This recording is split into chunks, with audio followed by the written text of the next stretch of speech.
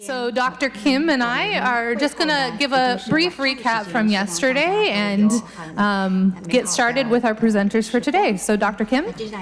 All right, greetings to all of you. Welcome to day 2 of our International Conference on Agape Love and Forgiveness.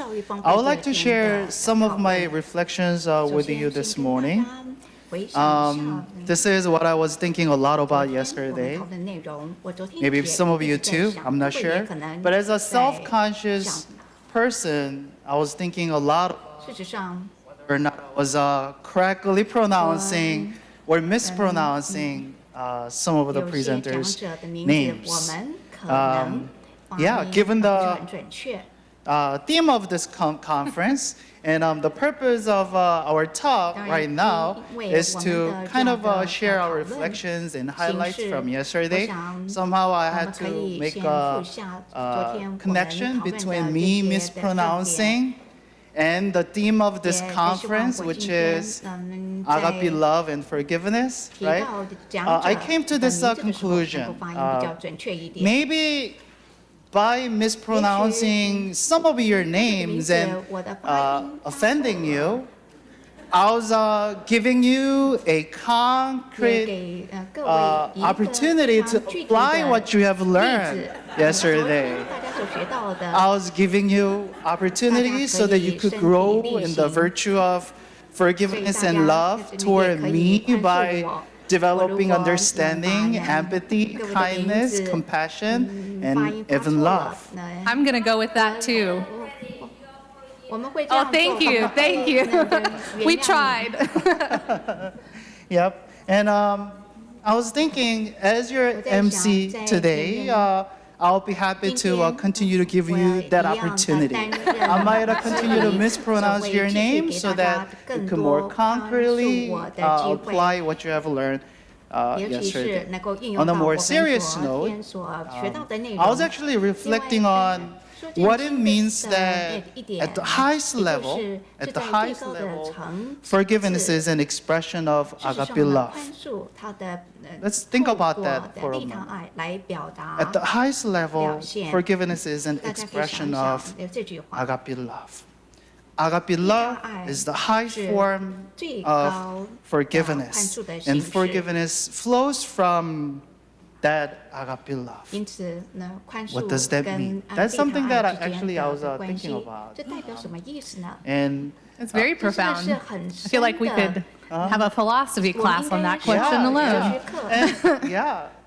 Exactly. So recently, I was reading a book on happiness, how to be happy, how not to be happy, by a philosopher, as you predicted, by a philosopher who knows something about Dr. Enright's buddy, the old buddy, 3,500-year-old buddy, Aristotle, and also someone who's slightly younger by maybe 1,500 years, Thomas Aquinas, Saint Thomas, and the philosopher's name is Dr. I might have to seek forgiveness from him, but Dr. I'll try again. Buzyshevsky. I might be wrong, but I often mispronounce names. So. His name is Dr. Buzyshevsky. All right. Yeah. Dr. B. Yeah, Let's go with Dr. B. He's a professor of philosophy at the University of Texas, Austin, and he wrote a book on happiness. And he wrote in his book that to be happy in the unqualified sense is the same as to be fulfilled, to flourish, or to thrive, to enjoy complete well-being, to have our complete and final good. I'm going to repeat. Okay? To be happy in the unqualified sense is the same as to be fulfilled, to flourish, or to thrive, to enjoy complete well-being. Think about complete well-being. What is complete happiness? What is supreme happiness? And he made it very clear that happiness, the spring kind of happiness that is not fleeting.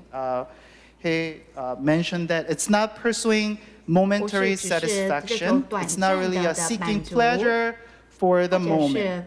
According to him, when you pursue happiness, you're seeking something good for its own sake, not as a means to something else.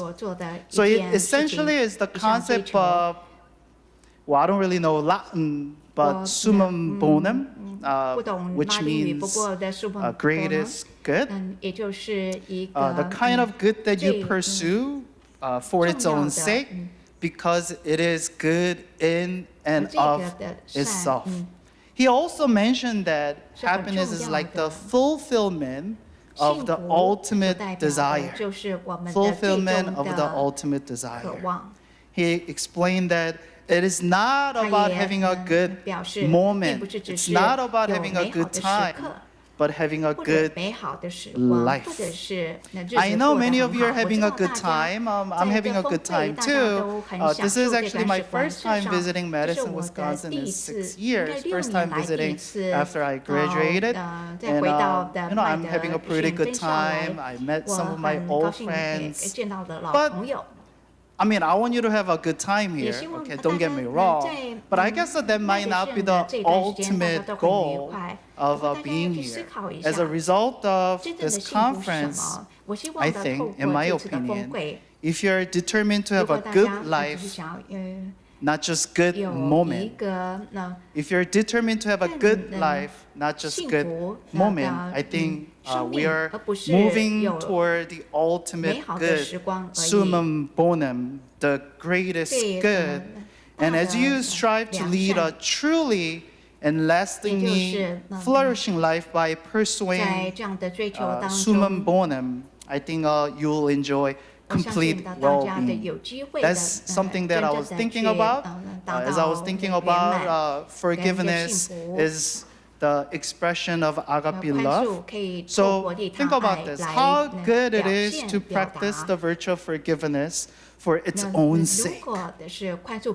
How good it is to practice it for its own sake. And how good it is to enjoy a fulfilling and flourishing life by changing your life story as a story of love and a story of forgiveness. I hope that through our day 2, all of us are further challenged, maybe sometimes by me mispronouncing your name, but all of us are further challenged to grow in the virtue of forgiveness and further motivated to strive toward its highest form, which is agape love. That's what I wanted to share with you. Is there something? Yeah, so yesterday, kind of the structure of the day, we started with just an overview from Dr. Enright, and then got into the research from the 3 countries that are here visiting from across the world. And I just took away from that the hope that that creates, that so many of you in so many different places, different cultures, different religions are engaging in this practice. And I heard the word hope shared a lot yesterday. The other thing that really stood out to me was the breakout sessions and hearing everybody fervently talking about how to integrate this, what the day has meant for them, and hearing the joy being shared really spoke to me yesterday as well. And I think I also heard Mr. Little's talk, his story about his grandfather. I heard a lot of people referring to that yesterday, and I'm sure you've received numerous comments about how touched everybody was by that. And I have been reflecting on the forgiveness in my own life, or the people in my life that are holding on to resentment. And I really appreciated Dr. Enright's walkthrough of thinking about somebody in our lives that we need to forgive, or thinking about somebody in our lives that we know is holding on to resentment. And my grandmother is holding on to a lot of resentment. And she's so depressed, she's sad.